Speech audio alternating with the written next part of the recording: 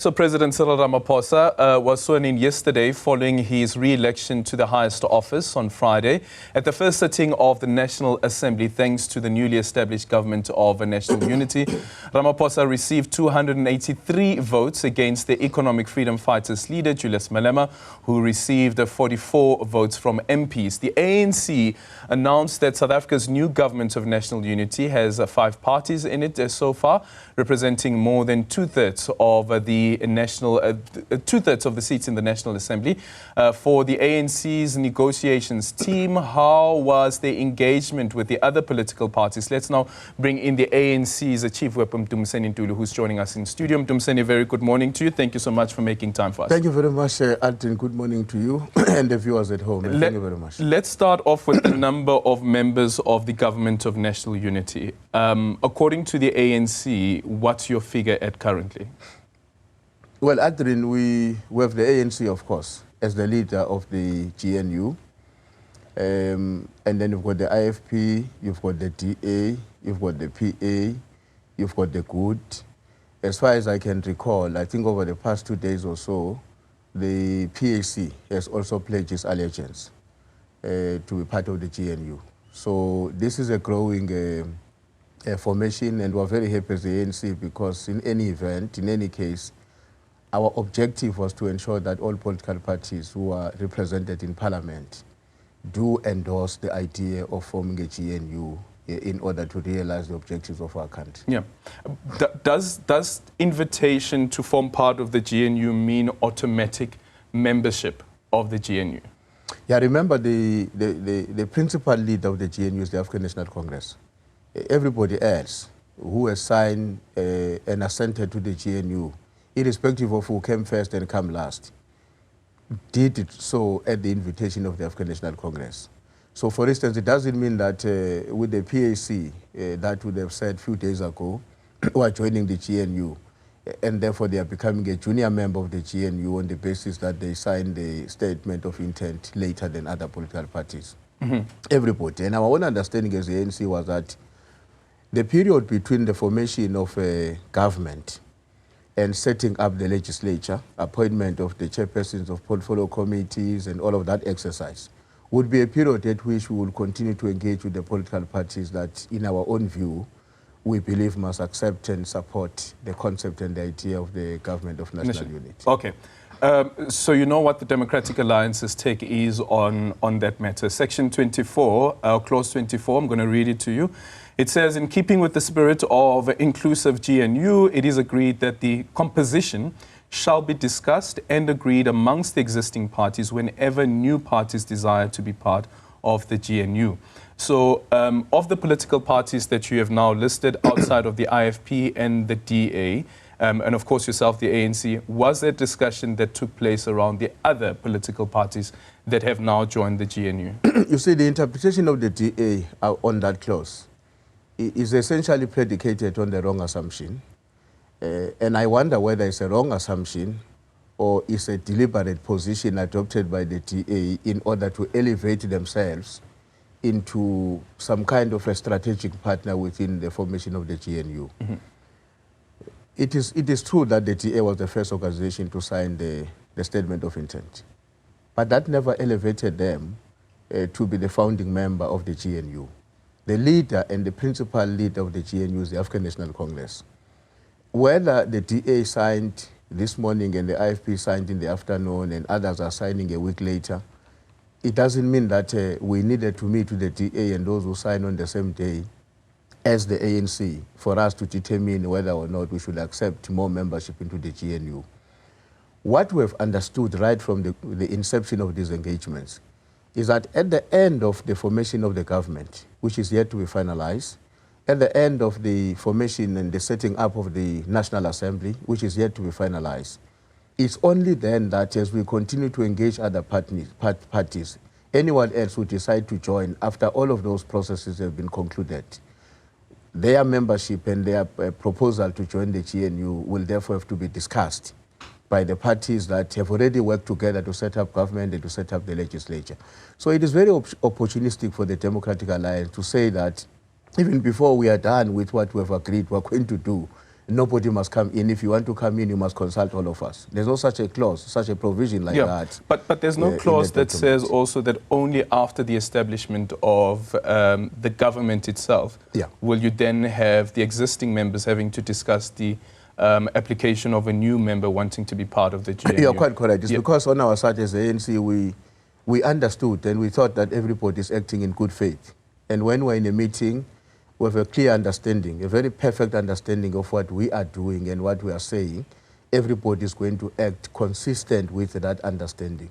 It's only now, I mean, with the benefit of hindsight, now that this is being abused by the Democratic Alliance, it's perfectly clear to us that probably we should have set the condition right from the beginning that we are inviting everybody to the formation of government, and until such time that the government has been established, nobody will define themselves as the primary members of the GNU.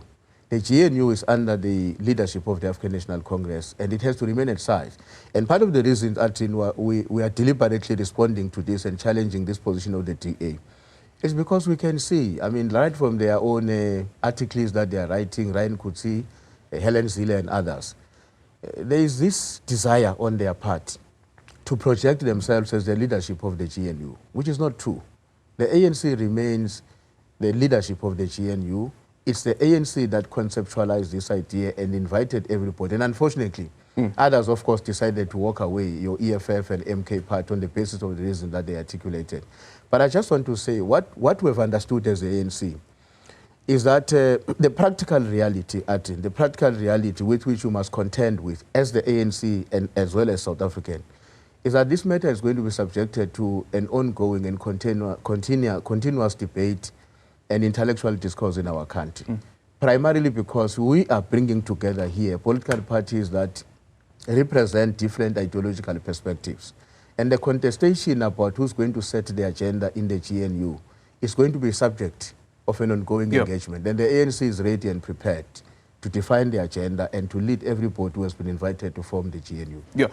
So on the basis of the concession that you make, that it is absent, that clarity that only after the establishment of the government, with Section 24, Clause 24 then come in place, does this then mean that the DA was actually correct in the interpretation on the basis of the omission? Well, it means that they made that kind... Look, I don't think they were correct. That's why I'm saying there's a distinction between you reading the document without having been involved in the discussion and those who were involved in the discussion who understood the spirit and the letter of what is contained in the document. So in my own view, they are acting opportunistically, as I'm saying, because as you know, this new entity is going to be subjected, as I'm saying to you, to an ongoing discussion. And each party or parties within the GNU will make their own effort to set the national agenda and to determine what the GNU is supposed to do. So what happens now? But the ANC, as the leader of the GNU, has a primary responsibility to come in and intervene in instances where there is a distortion of the commonly adopted positions. So according to the ANC's own interpretation, currently as the leader of the GNU, any political party that is represented in the National Assembly that wants to form part of the GNU, it is up to the ANC to decide whether that political party joins the GNU or not, up until the establishment of government. Yes, because the ANC is an inviter.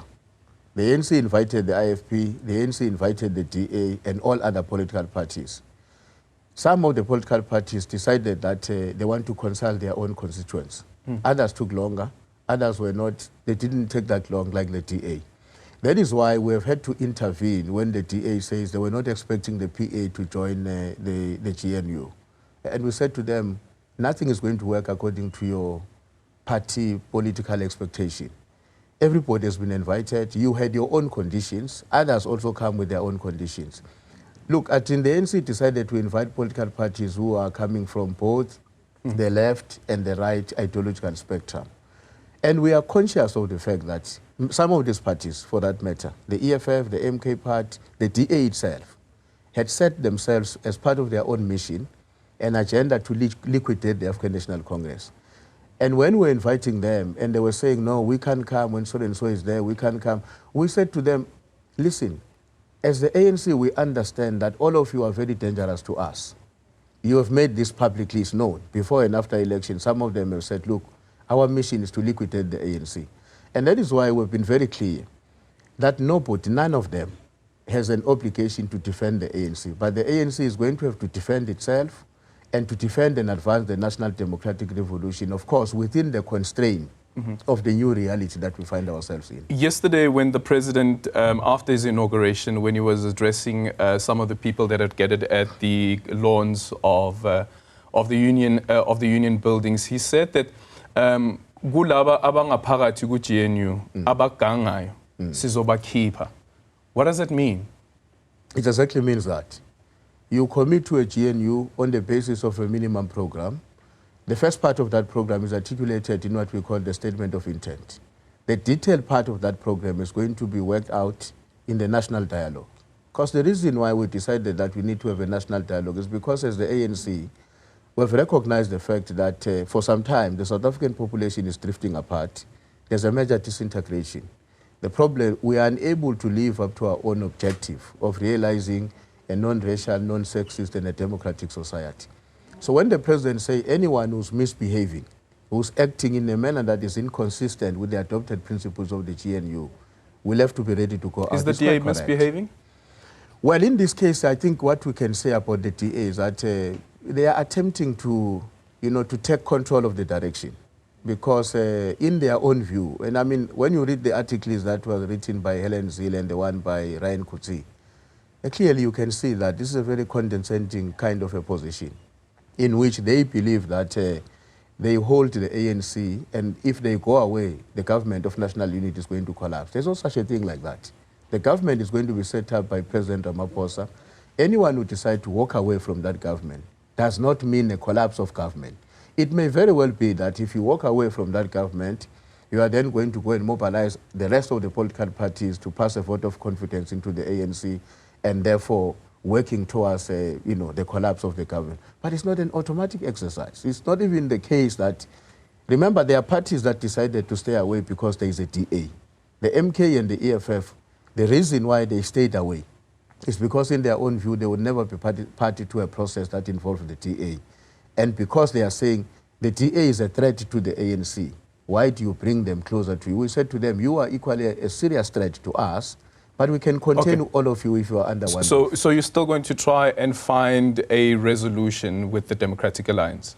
Well, of course, in the areas where there is a different interpretation of the positions we've adopted, commonly adopted, not just with the DA, we need to clear our minds as members of the GNU in order to ensure that we assist the DA not to deviate from the commonly adopted positions. Okay. On Thursday, last week Thursday, the leader of the EFF had a press briefing, Julius Malema. He spoke about a call that he's expecting from President Cyril Ramaphosa. But one of the proposals he said that he has made to the president is that forming part of the GNU, they would like to have the Speaker of the National Assembly position and the various other positions in the legislature in terms of the subcommittee chairs, including the finance subcommittee. What's the ANC's understanding of that proposal? Does it mean that the EFF is willing to join the government of national unity, but not form part of the executive, just at a legislative position? You see, there's been a major concern from our part that the EFF leader speaks left, right, and the EFF delegation, when they meet with us, they speak left. So we end up not knowing who exactly to listen. We had 2 meetings with the EFF. The reason why we did not agree with them is because they were insisting that they would never participate in an arrangement where the Democratic Alliance is involved. And we said to them, history is littered with examples where you have consciously intervened to remove the ANC from power in support of the Democratic Alliance. So you can't tell us that today you are not willing to work with the DA. Hence, we have worked with them all this period to displace the ANC. Their argument was that, and at least I was happy, personally I was happy that they were very honest in that conversation. They said, no, we worked with the DA. We could have worked with anyone else in order to unplug and uproot the ANC from the system of this country because we want the ANC to die. And our view is that the death of the ANC must be expedited in order to ensure that the EFF takes over. So we said to them, then we can't work together if you have that kind of a mentality. We are inviting you You tell us that we are not going to join because there's a democratic alliance. Now, on the other side, their leader makes call to our president, and then he makes signals that are completely inconsistent with what his delegation is raising when we are meeting. So it's very difficult to understand where the EFF stand, at least in many respects, except one, that like the Democratic Alliance, they've defined it as their own primary mission to work for the destruction of the African National Congress. Quickly, clause number 19.3 in your statement of intent, in case of a sufficient consensus, where sufficient consensus exists, parties to the GNU representing 60% of seats in the National Assembly agree. Just quickly explain to me what the ANC's understanding of this is, because it reads as though that it says that members of the GNU that constitute 60% of the seats in the National Assembly, not necessarily 60% within the GNU. Is my understanding correct? Yeah, your understanding is correct. Members of the GNU which constitute 60% of in the National Assembly. In the National Assembly. Yes, but but what is also not being was not properly ventilated on that clause was that at the level of the GNU, where there may be areas, of disagreements or divergence, at least a minimum of 60% of the parties who are in the GNU must reach a consensus to resolve an issue. Sorry, I'm a bit confused. So 60% in the GNU and then 60% of the seats in the National Remember, there are Assembly. parties that had made a signal to us that they are going to support the GNU but don't form part of government. Yeah. To understand that, like the Freedom Front Pass. Yeah. They support the GNU. They are quite comfortable with it. They voted with us, I believe, in Parliament. Hence, the president received the most votes. But they said, we don't want to form part of government. But we support the idea of the GNU because in any case, Aldrin, the position of the ANC was not that in order for you to demonstrate your loyalty to the GNU, you have to occupy positions in cabinet or in the deployment of the legislature portfolio committees. When can we expect the cabinet to be announced? Well, I don't know that. I'm sure the president is engaged in consultation with the leadership of the ANC and the alliance, and I do believe. I mean, the president understands very well that we've got major challenges in the country, and the sooner the better. And I'm hoping as well as the chief whip of the African National Congress that very soon we're going to get the ball rolling. Because, as you know, we have to respond to a number of challenges that confront our people. And when it comes to the allocation of the executive seats, would it be proportional to the percentage acquired by a member of the GNU? It's a definite no. It would be on the basis of what the president has decided in exercising his prerogative. So meaning that he could take one person from the DA and take 5 from the IFP? So he can. That's why it's not even part of the statement of intent, because we understood that, when we said in the document, we must respect the Constitution. We can't be selective. Part of what the Constitution says is that the prerogative to determine not just the composition of the cabinet, but the members that can be chosen to serve in the cabinet reside with the President of the Republic as the head of state. And there's no way that we're going to amend that because we are in the GNU. Of course, the President is very conscious about the imperative to consolidate the GNU and to ensure that it succeeds. And I think he's going to reach out to all political parties consistent with that appreciation. Has the ANC had a conversation at all around the role of the leader of a government business, whether it stays with the deputy president of the country, whether it moves to another executive member of the executive, and whether Paul Mashatile does come back as the deputy president of the country? Well, we haven't had that discussion at my level. When I'm saying my level, in the National Working Committee or the National Executive Committee, these are matters that are usually handled by the national officials of the ANC. But I can say that I would imagine that the president of the ANC and the president of the country will consider the deputy president of the ANC as the deputy president of the country. I think that is most logical, and that is expected not just from me as a member of the ANC, even from the supporters who voted for the ANC to be a leading party in the formation of the new government in this country. Mdumiseni Ntuli, thank you so much for your time.